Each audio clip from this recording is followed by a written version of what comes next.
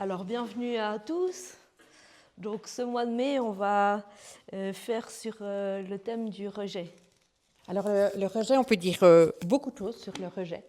On pourrait y passer beaucoup de temps. On a un peu réfléchi, découpé un peu le sujet et aujourd'hui, on a envie de parler, il nous semble que c'est la base, le plus important pour commencer, c'est de parler, de trouver la guérison face aux blessures de rejet. Et le but, c'est qu'aujourd'hui, on reparte tous de ce temps en étant sûrs que face au rejet, Dieu, il nous accepte tel qu'on est et il nous donne le droit d'appartenir. Et c'est ces fondements-là qu'on a envie de voir ensemble.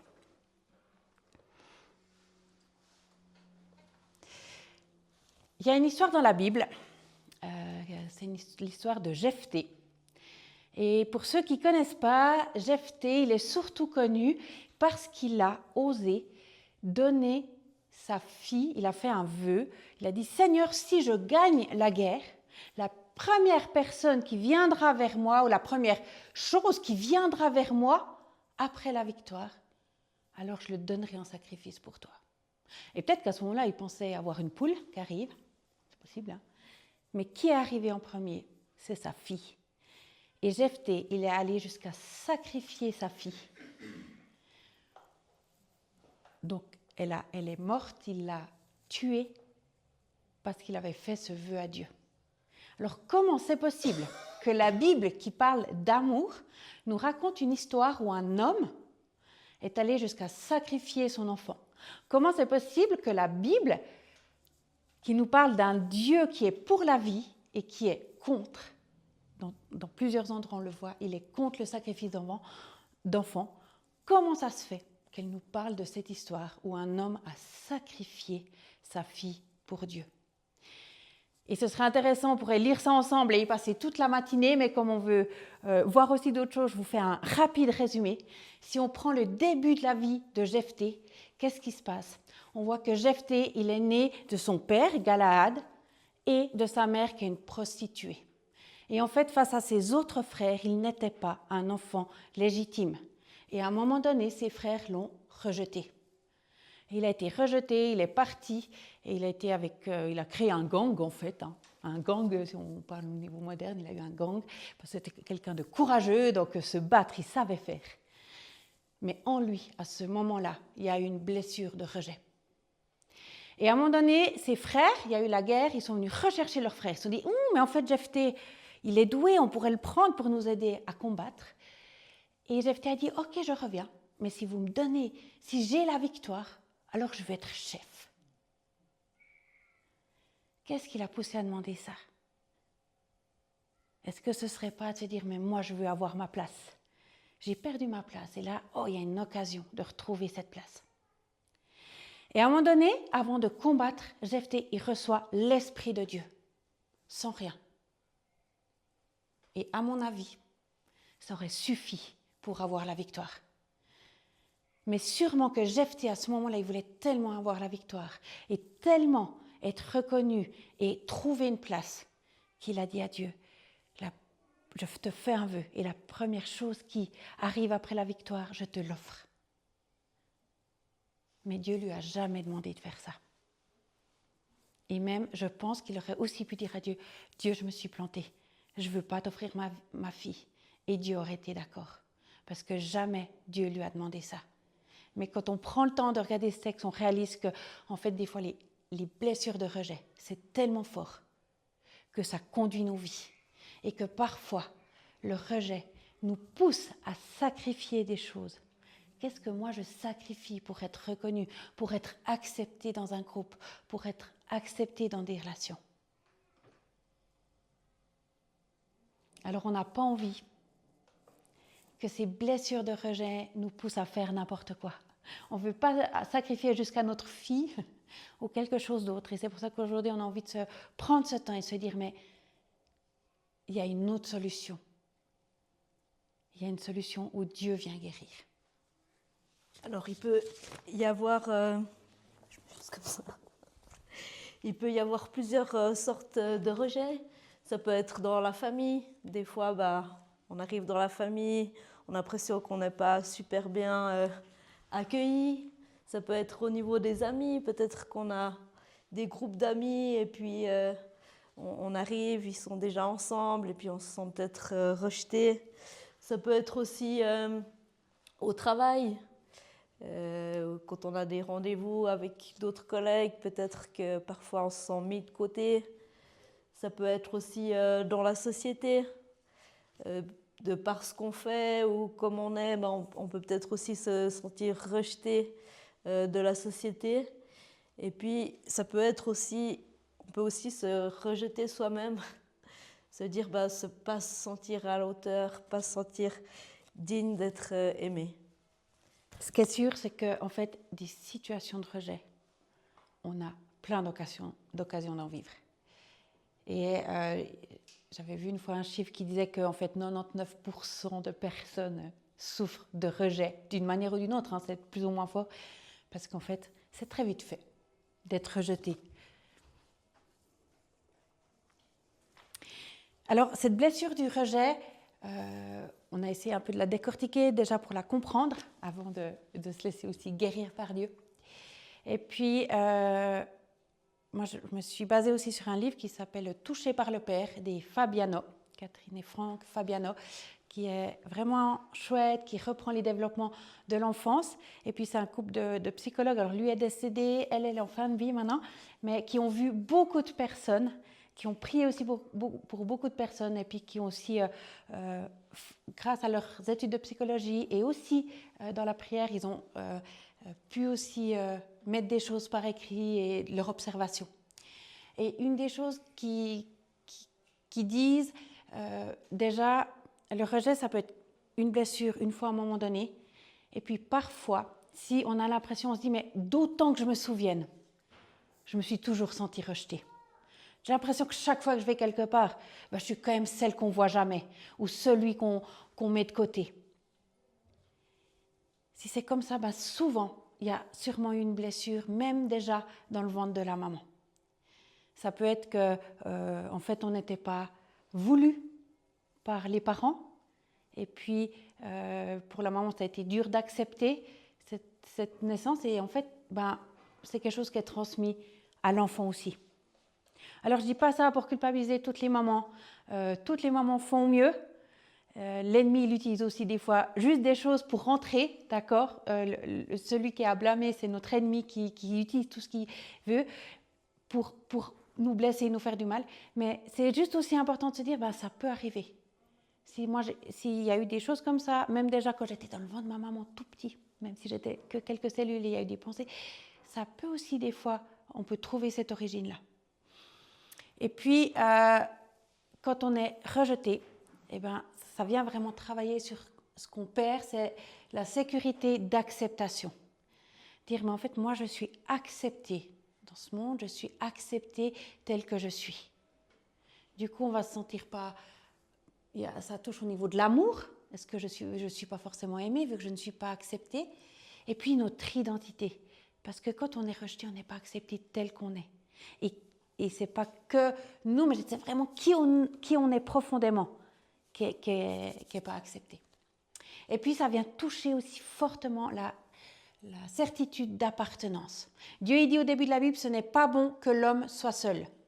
Et il nous a prévus pour être ensemble, pour appartenir à quelque chose de plus grand que nous. C'est une des bases de Dieu. Et c'est aussi là-dedans que l'identité, elle se développe. Et le problème, c'est que quand on souffre de rejet, il y a ce sentiment d'appartenance qui est touché. Et on a peut-être de la peine à se dire, à trouver qu'on a une place sur cette terre. Des fois, peut-être on dit, mais j'ai l'impression que je n'arrive pas à trouver ma place. Ça peut, c'est pas que ça, mais ça peut. Parce qu'il y a notre sentiment, cette certitude d'appartenance qui a été touchée. Des fois, on a de la peine à se dire, mais moi j'ai de la peine à appartenir à un groupe. J'ai besoin de me mettre en retrait, je n'arrive pas à entrer dans un groupe. Je ne me sens pas reconnue dans un groupe comme Jephthé. Il ne se sentait pas reconnu, il avait besoin de prouver par lui-même qu'il avait quelque chose à apporter. Mais il y a comme un combat. Ouais. Et puis parfois, peut-être juste encore, je voulais dire que parfois, soit on va tout faire pour être en situation d'être rejeté, et on va tout faire pour que les gens nous rejettent. On va vite rejeter avant de nous être rejetés. Puis d'autres fois, certaines personnes, elles vont tout laisser passer. Ça peut être dans un couple, hein, ou dans une relation amicale, ou dans un groupe, elles vont s'oublier complètement elles-mêmes pour être sûres qu'elles ne sont pas rejetées. Il y a différentes choses qui peuvent venir. Et puis la criminelle va encore nous parler un peu plus là-dessus. Alors je pense qu'il y a pas mal de personnes qui connaissent la pyramide de Maslow. Donc c'est une pyramide qui a été développée par un psychologue, Abraham Maslow. Et puis c'est une théorie qui se base sur les besoins humains, sur 5 niveaux.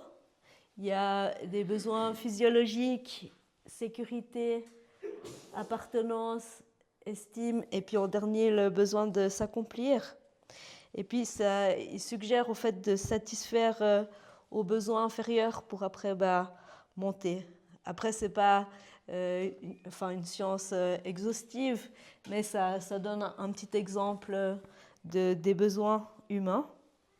Et puis le rejet par rapport à ça, ça toucherait le 3e niveau aux besoins d'appartenance. Être aimé, écouté, compris, estime des autres, faire partie d'un groupe, avoir un statut.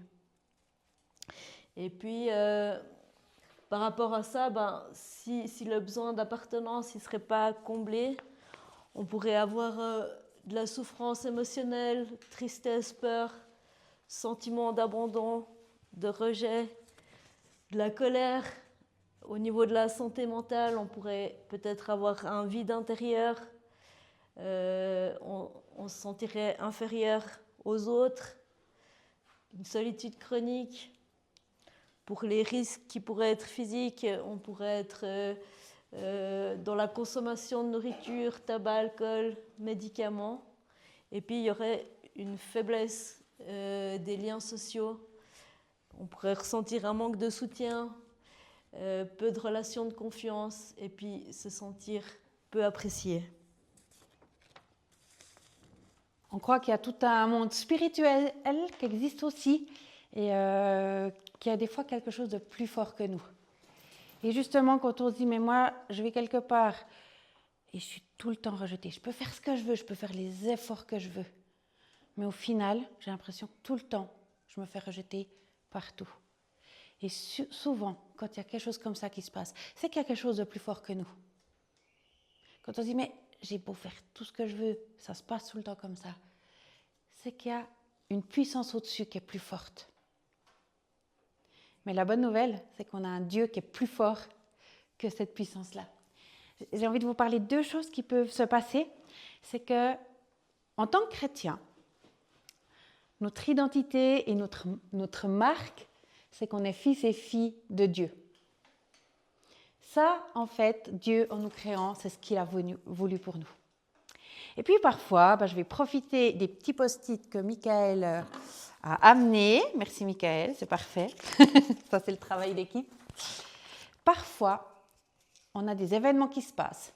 Et puis, par exemple, dans une cour de récré, une fois, ou face à des copains d'école, on a été rejeté. Et ça n'a pas forcément été bien traité. Et c'est comme si ça amène une marque, quelque chose où c'est écrit « rejeté ».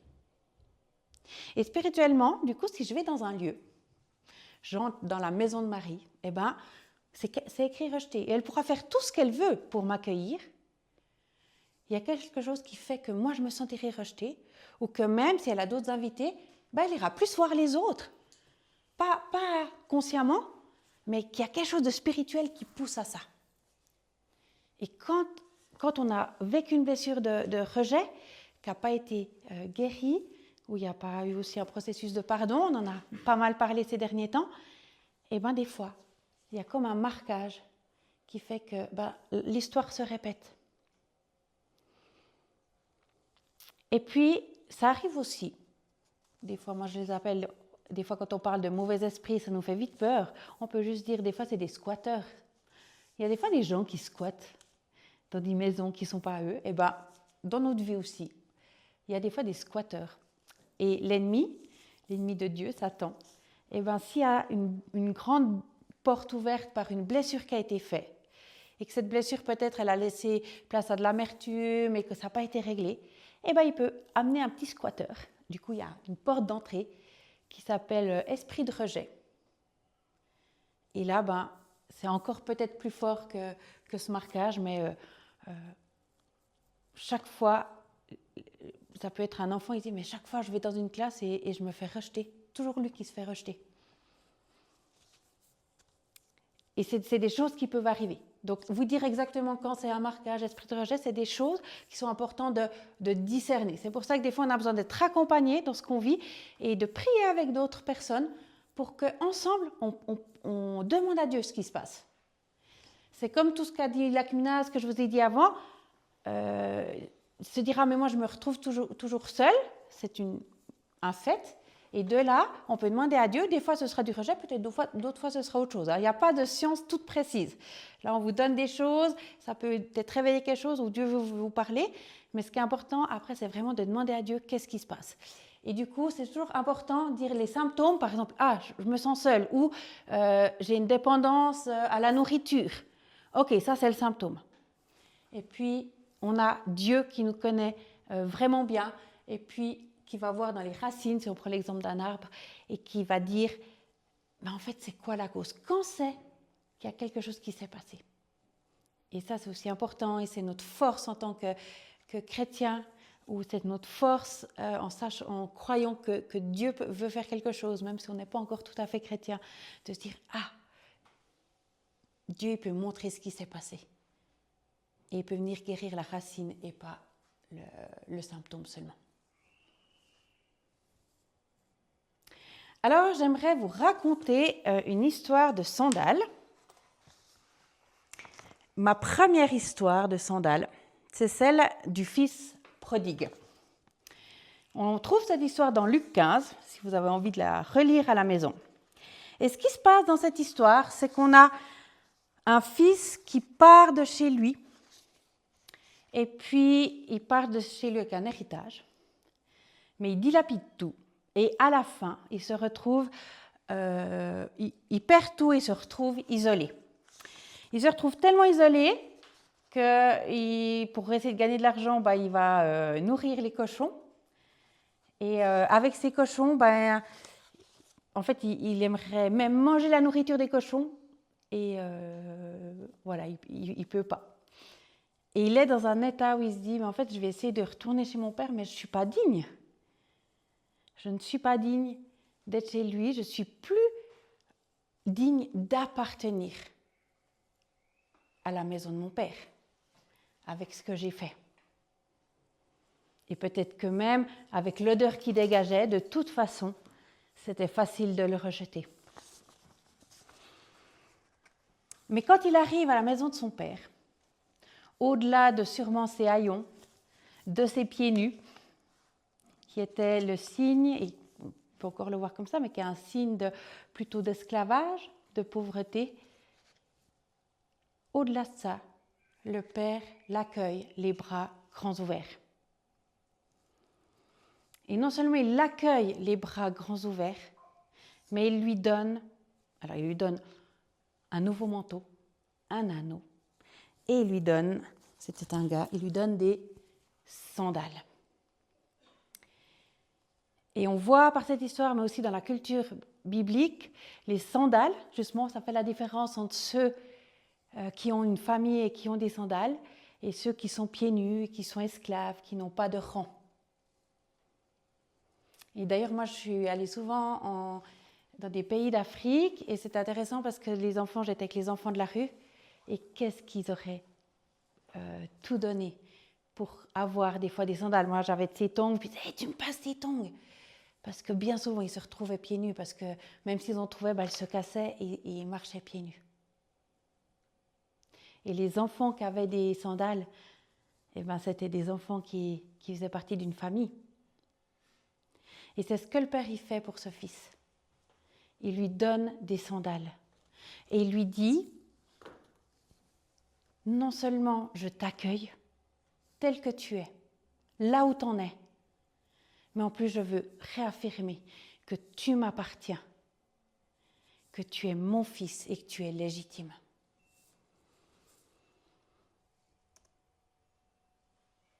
Par ses sandales, Dieu lui montre qu'il est accueilli tel qu'il est et qu'il est accueilli dans sa maison.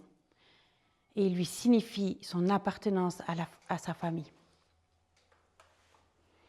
De même, Dieu veut te donner des sandales. Peut-être que ce matin, tu as besoin de reprendre ces sandales qu'il veut te donner. Parce qu'il veut inscrire au plus profond de toi que tu es son fils, sa fille. Quoi que tu aies fait, quoi que tu aies vécu, quelles que soient les situations de rejet que tu as vécues, quels que soient les mensonges qui ont été dits sur ta vie, que tu n'aies pas voulu, qu'on se serait bien passé de toi dans ce monde, quoi que ce soit que vous croyez maintenant dans vos vies, Dieu veut te dire que tu es sa fille et son fils, que tu es accepté tel que tu es par lui, dans sa maison, et que tu appartiens à lui, premièrement, mais à sa famille aussi, et à son royaume pour toujours. Et c'est des choses qu'on peut voir aussi dans la Bible, et Lakmina va nous le montrer aussi par d'autres versets. Voilà, alors je vais vous lire quelques versets pour qu'on puisse se rendre compte qu'on est accepté tel qu'on est. Donc je vais prendre le psaume 27, 10. « Si mon père et ma mère devaient m'abandonner, l'Éternel me recueillerait. » Donc quoi qu'il arrive, Dieu, il nous recueillera toujours. Ensuite, Romains 8, 38 à 39.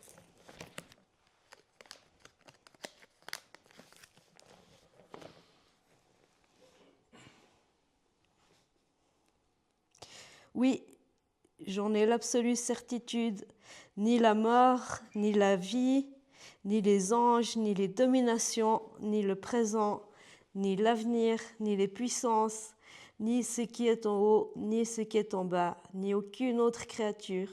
Rien ne pourra nous arracher à l'amour de Dieu, nous a témoigné en Jésus-Christ notre Seigneur.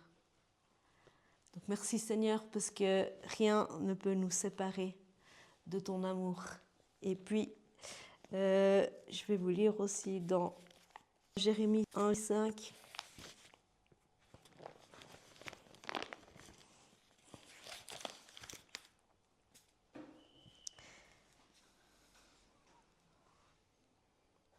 Par rapport au fait de se rejeter soi-même, je vais vous lire ce texte. « Avant de t'avoir formé dans les seins de ta mère, je t'ai choisi. Et avant ta naissance, je t'ai consacré. Je t'ai destiné à être prophète pour les peuples. » Dieu il nous a choisis même bien avant qu'on arrive. On a été voulu par Dieu. Et puis, s'il y a des moments où on voudrait se rejeter soi-même, de penser à ça, à cette pensée. Et puis, je vais vous lire quelques versets par rapport à l'appartenance à Dieu et à son royaume. Donc, je vais prendre le verset dans Jean 1, 12. Certains pourtant l'ont accueilli, ils ont cru en lui. À tout cela, il a accordé le privilège de devenir enfants de Dieu. Donc Dieu il nous invite à être ses enfants, à entrer dans sa famille. Verset 15. Je ne vous appelle plus serviteur parce qu'un serviteur n'est pas mis au courant des affaires de son maître. Je vous appelle mes amis parce que je vous ai fait part de tout ce que je vous ai appris de mon Père. Donc Jésus maintenant, il nous appelle ses amis. 1 Corinthiens 6, 20.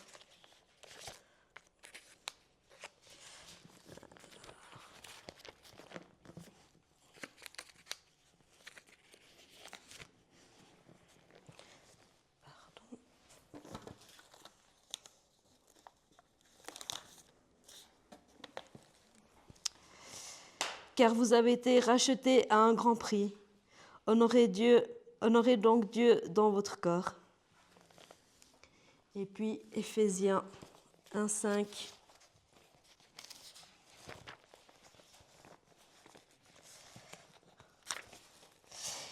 Il nous a destinés d'avance à être ses enfants qu'il voulait adopter par Jésus-Christ. Voilà ce que dans sa bonté, il a voulu pour nous. Donc il y a vraiment cette notion d'adoption afin qu'on soit ses enfants.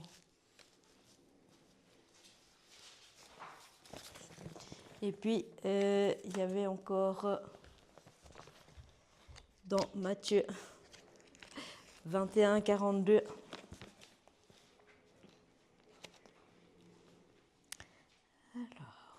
Et Jésus ajouta, « N'avez-vous jamais lu dans les Écritures, la pierre que les constructeurs ont rejetée est devenue la pierre principale.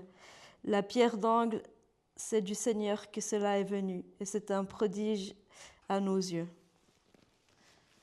Donc vraiment, par rapport à ce texte, de pouvoir mettre son fondement en Dieu, de pouvoir... Dieu, il a envie de venir pour nous, et puis en premier, de pouvoir l'accepter dans notre vie.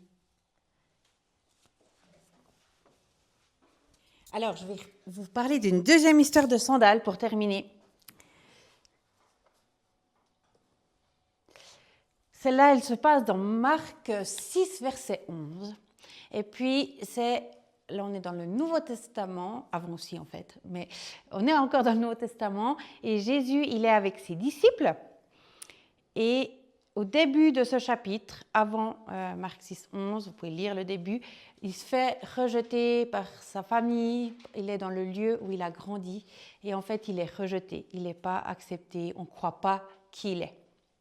Et suite à ça, Jésus va dire à ses disciples, les personnes qui le suivaient, ses amis, il va les envoyer deux par deux dans des endroits en les invitant à faire comme lui, à pouvoir aller parler aux gens de l'amour de Dieu et de pouvoir aussi guérir les gens qu'ils rencontrent. Et ensuite, il leur dit, et si on vous accueille, allez-y.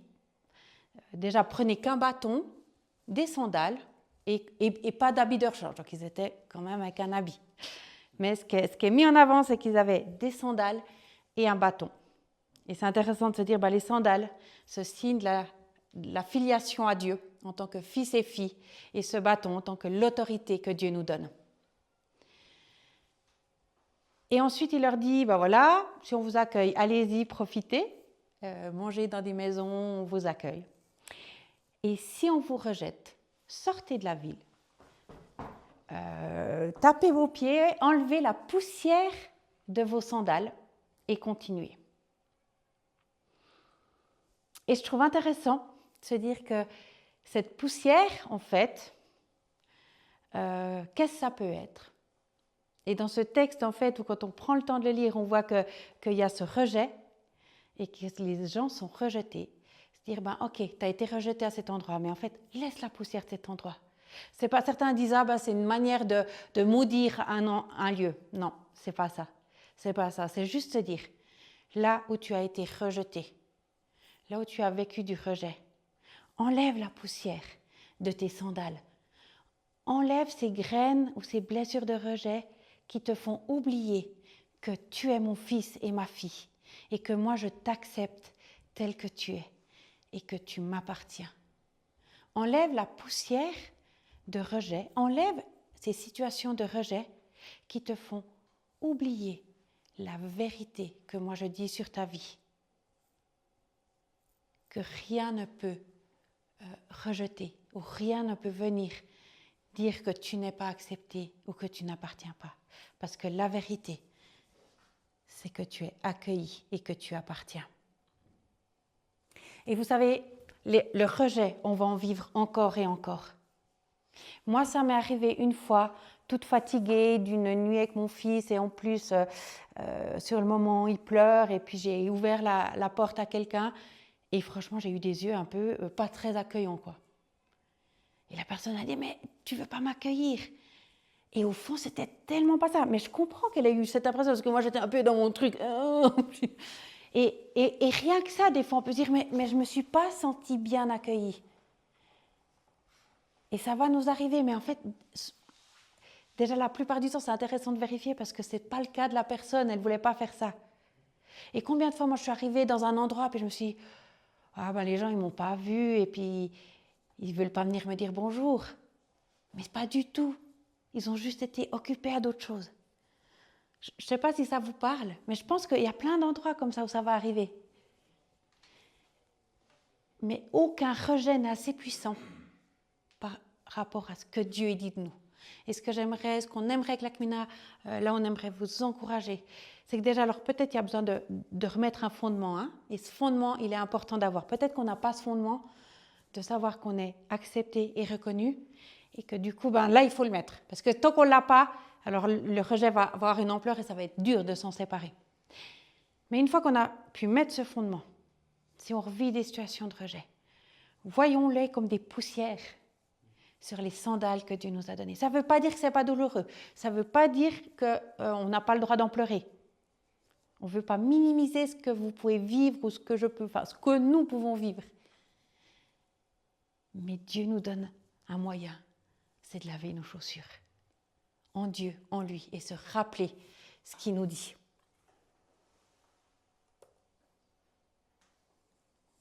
Ce qu'il nous dit, c'est que mon identité est d'être fils et fille de Dieu, et par conséquent, d'être accepté et d'appartenir. Et si tu rentres dans une pièce et c'est chaque fois la bataille, que tu dis, mais c'est bon, j'ai déjà prié pour des choses, rappelle-toi de ça. Ok, je ne me sens pas accueillie, mais Dieu, ce qu'il dit de moi, c'est que oui, je suis digne d'être dans cette pièce. Je suis digne d'être dans ce groupe. J'ai ma place. Parce que Dieu dit que j'ai ma place dans ce monde.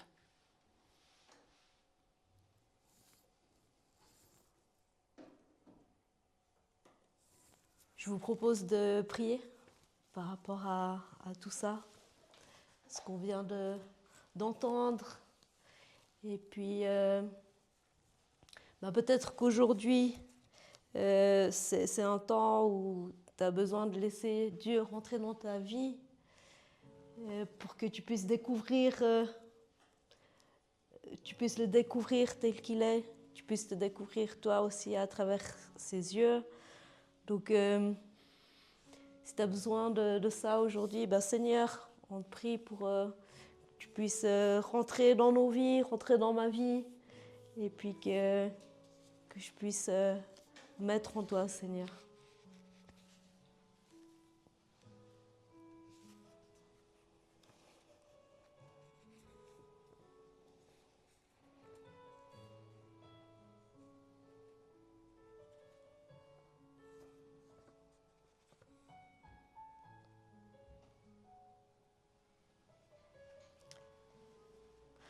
Peut-être aussi qu'aujourd'hui, c'est un temps où tu as envie d'accueillir Dieu dans tes blessures de rejet, de pouvoir poser tes fondements en lui.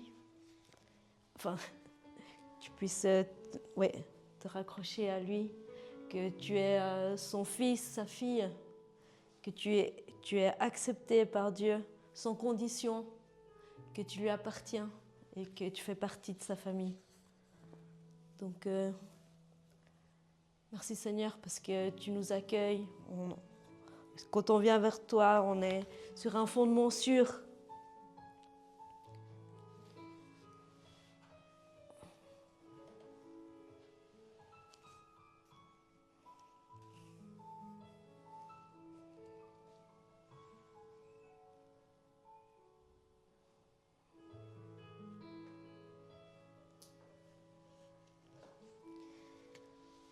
Peut-être qu'aujourd'hui aussi, c'est un temps pour faire un nettoyage de tout ce que tu as peut-être reçu comme blessure de rejet.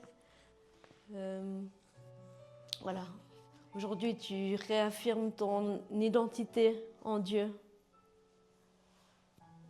Merci Seigneur parce que on a cette assurance de notre identité avec toi.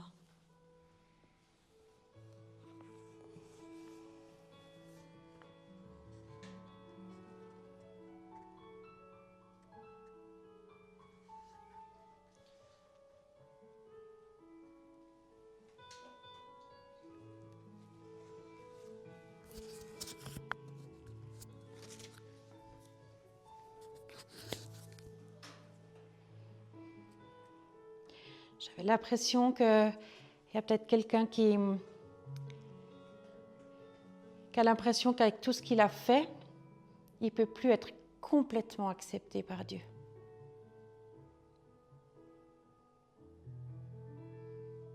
Mais Dieu il se tient là, il te dit, mon fils, ma fille, j'ai tellement de joie à te voir. Viens dans mes bras. J'aimerais te serrer dans mes bras et te montrer que je t'accepte tel que tu es.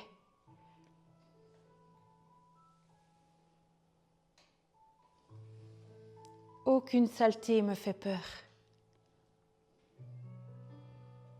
Non, je n'ai pas peur de te prendre dans les bras, malgré la saleté que tu as l'impression d'avoir sur toi. Mon amour est tellement plus fort. Reçois mon amour aujourd'hui.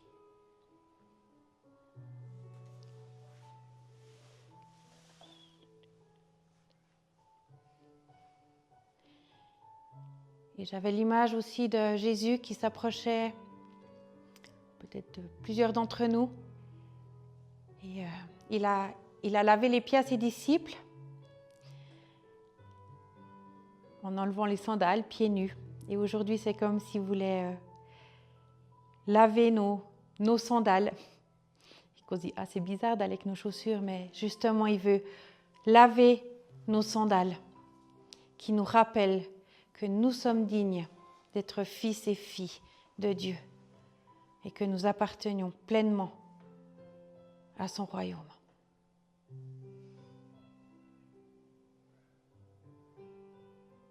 Et je crois aussi que de ce temps que nous vivons maintenant, et on va vous laisser encore un peu de temps après pour le vivre pleinement avec Dieu, il va y avoir des changements.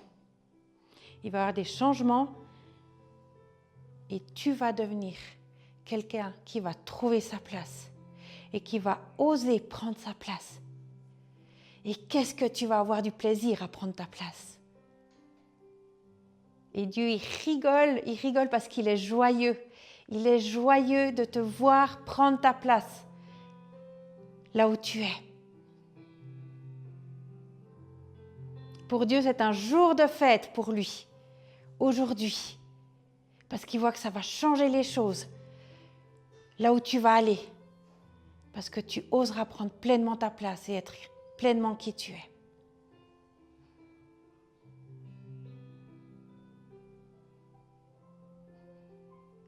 Et je vous propose qu'on prenne encore tous un temps dans le silence, juste avec la musique, pour laisser Dieu encore nous toucher. Il veut venir vous parler aussi à chacun d'entre vous. Profitez de ce temps avec votre Père.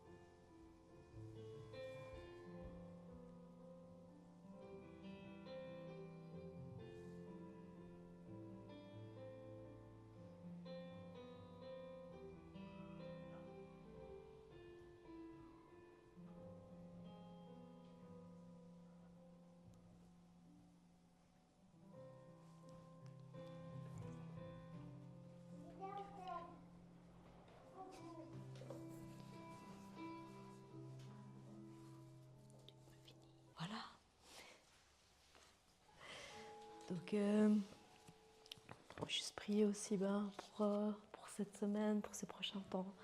Merci Seigneur pour ce message par rapport au rejet. Je te prie que chacun puisse être rempli par toi pour cette semaine, que s'il y a des blessures, tu puisses venir guérir, réparer, qu'on puisse toujours être sûr que tu es avec nous, Seigneur. Et s'il y a d'autres personnes qui auraient besoin qu'on prie un peu plus ou qu'on parle un peu plus par rapport à ça, on est disponible. Si jamais avec Rachel ou Michael, voilà. Donc soyez bénis pour cette semaine, pour ce prochain temps. Il nous semblait bien d'avoir un petit temps pour ceux qui ont besoin. Donc nous, on va rester là. Et puis en sachant que c'est aussi quelque chose qu'on peut demander plus tard, s'il y a quelque chose qui revient, n'hésitez pas à nous contacter. Je pense que particulièrement par rapport au rejet, c'est important de... Dieu fait des choses et je suis sûre qu'il a déjà agi. Mais peut-être que si en tout cas c'est besoin de fondement à placer, c'est important de le faire aussi avec des frères et sœurs pour vivre déjà cette appartenance et cet accueil. Donc on vous offre un moment maintenant, on est disponible. Les autres, vous pouvez seulement déjà soit y aller si vous devez y aller, soit profiter encore derrière. Et puis on reste disponible encore de toute façon. Oui, contactez surtout la CNUNA qui est responsable de gérer les entretiens aussi s'il y a besoin, des fois des temps un peu plus longs aussi. Soyez bénis.